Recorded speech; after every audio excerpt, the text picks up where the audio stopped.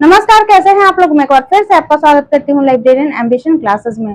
दोस्तों, आज हम लोग पढ़ेंगे सेंसरशिप और डिलीवरी ऑफ बुक एक्ट के बारे में। तो सेंसरशिप का मतलब समझिए बिल्कुल सरल भाषा में कि किसी भी चीज को पढ़ने, देखने या सुनने से क्या करती है सेंसरशिप, रोकती है।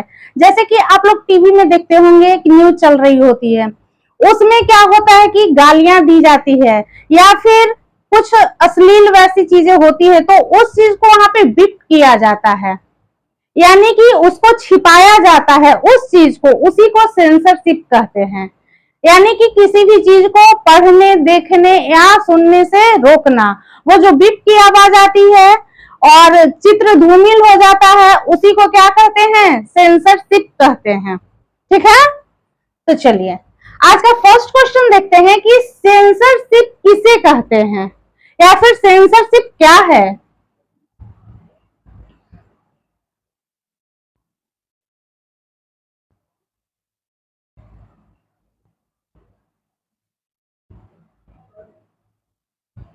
तो इसका आंसर हो जाएगा, सेंसरशिप किसी भी चीज को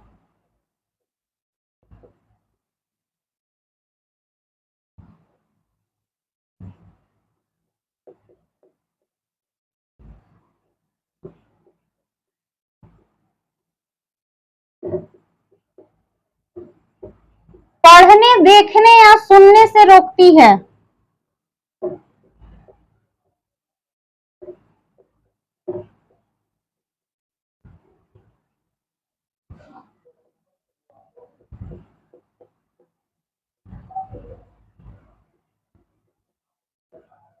ये क्या करती है, किसी भी चीज को पढ़ने, देखने या सुनने से रोकती है। क्या करती है कि पहले किसी भी चीज की समीक्षा करती है, किसी भी चीज की समीक्षा करती है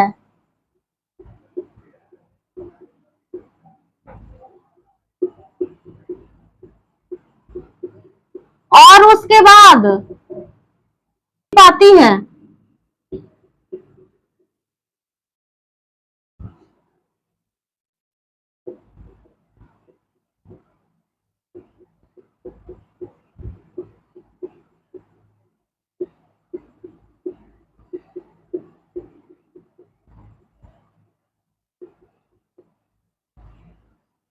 यानी कि पहले वो खुद देखती है। जैसे कि न्यूज ही आता है, तो न्यूज क्या होता है, पहले वो लोग खुद उसकी समीक्षा करते हैं, कहाँ क्या गाली है, अभद्रता है, अश्लीलता है, और उस चीज को फिर वहां पे उसको क्या किया जाता है, हटाया जाता है या फिर उसको छिपाया जाता है। ठीक है, इसी को क्या कहते हैं, सेंसरशिप कहते हैं। संविधान का कौन सा अनुच्छेद सेंसरशिप से संबंधित है।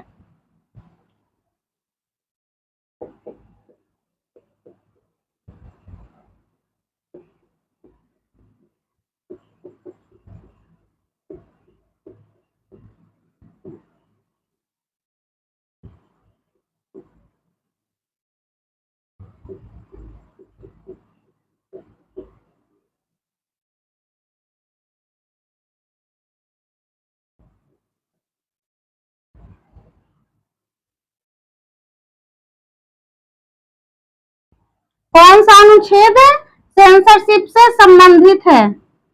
तो इसका आंसर हो जाएगा अनुच्छेद 17।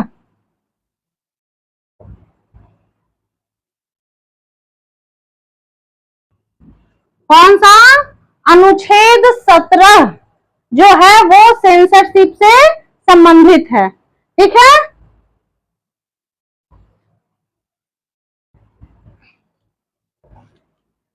अब देखिए थर्ड नंबर क्वेश्चन है कि जब कोई लेखक या निर्माता अपने काम को स्वयं करता है तो उसे क्या कहते हैं।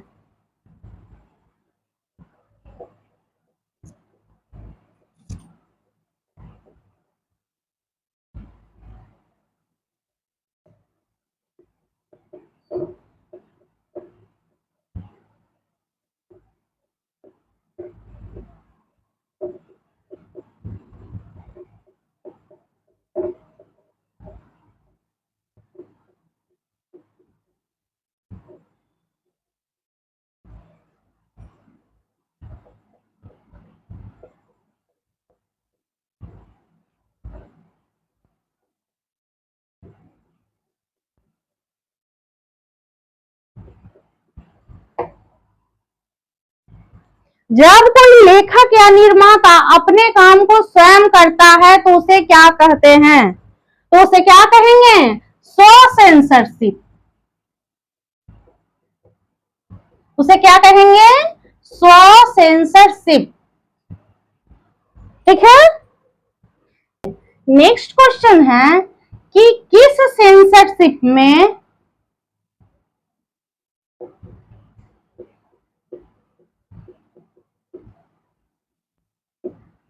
सेंसर किए गए ग्रंथ को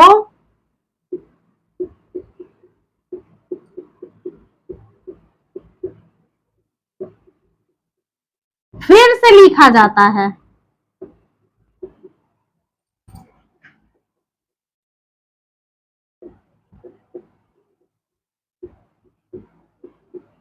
किस सेंसरशिप में सेंसर किए गए ग्रंथ को फिर से लिखा जाता है? तो क्या हो जाएगा? Creative creative censorship.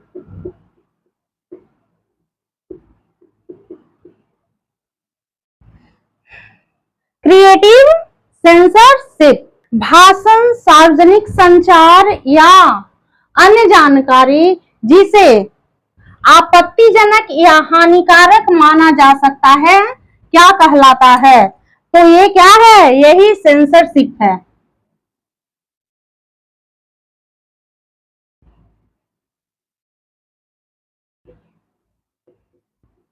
ये क्या है? सेंसरशिप। गूगल मैप द्वारा कुछ क्षेत्रों को धुंधला या काला कर देना किस प्रकार का सेंसरशिप है? तो ये क्या है? ये है मैप सेंसरशिप। ये क्या है? Map censorship.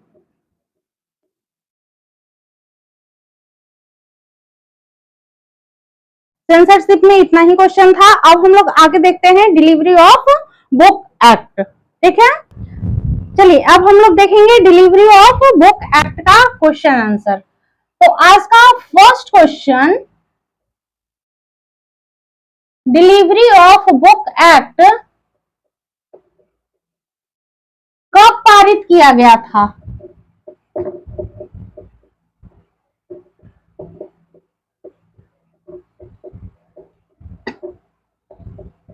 तो ये कब पारित किया गया था? ये 1954 में पारित किया गया था। कब पारित किया गया था?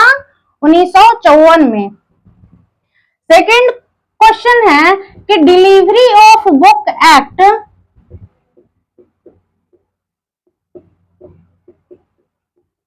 में संशोधन कब किया गया था?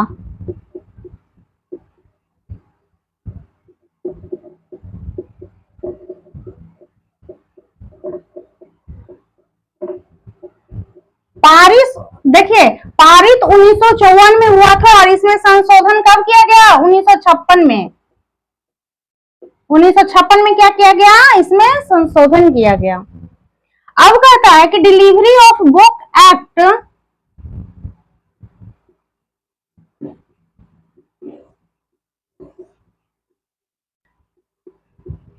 की प्रकाशित ग्रंथ भेजने की समय सीमा क्या है?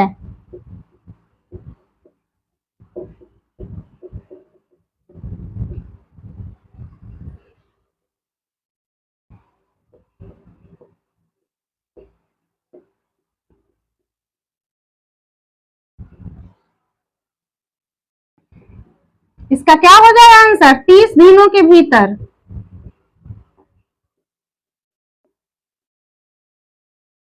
30 दिनों के भीतर। नेक्स्ट क्वेश्चन कहता है कि डिलीवरी ऑफ बुक एक्ट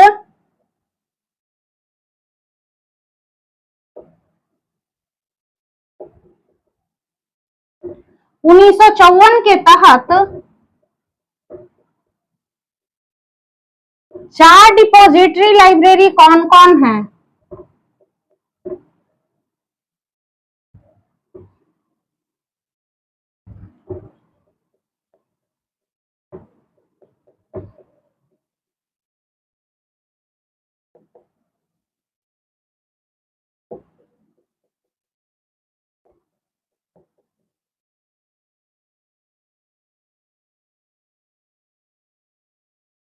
क्या क्वेश्चन है कि डिलीवरी ऑफ बुक एक्ट 1954 के तहत 4 डिपॉजिटरी लाइब्रेरी कौन कौन है? तो फर्स्ट कौन है?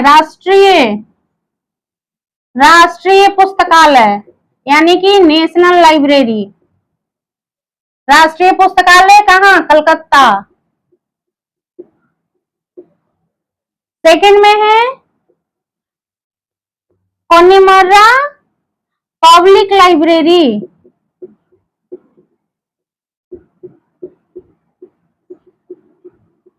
ये कहाँ है? चेन्नई।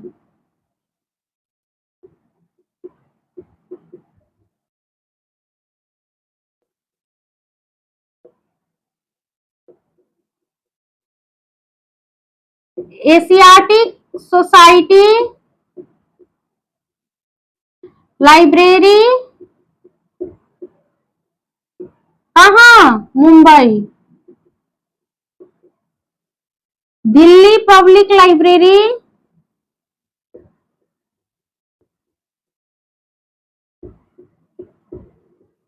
ये कहाँ है? दिल्ली। देखिए, ये डिलीवरी ऑफ बुक एक्ट क्या करता है? एक प्रति कहाँ भेजता है? किसी भी ग्रंथ की एक प्रति राष्ट्रीय पुस्तकालय को भेजती है और उसके बाद फिर जो अन्य 3 प्रतियां होती हैं वो ये तीनों डिपॉजिटरी लाइब्रेरी को भेजती हैं। एक प्रति राष्ट्रीय पुस्तकालय को और बाकी 3 प्रति जो है वो एक एक प्रति इन तीनों को भेजती है, डिपॉजिटरी लाइब्रेरी को। यही है डिलीवरी ऑफ बुक एक्ट का काम। नेक्स्ट क्वेश्चन है कि राष्ट्रीय पुस्तकालय में डिलीवरी ऑफ बुक एक्ट के तहत जो प्रतियां आती है उसका प्रकाशन का दायित्व किसे होता है? तो इसका प्रकाशन का दायित्व किसे होता है? भारतीय राष्ट्रीय पुस्तकालय को। किसे होता है? भारतीय राष्ट्रीय पुस्तकालय को।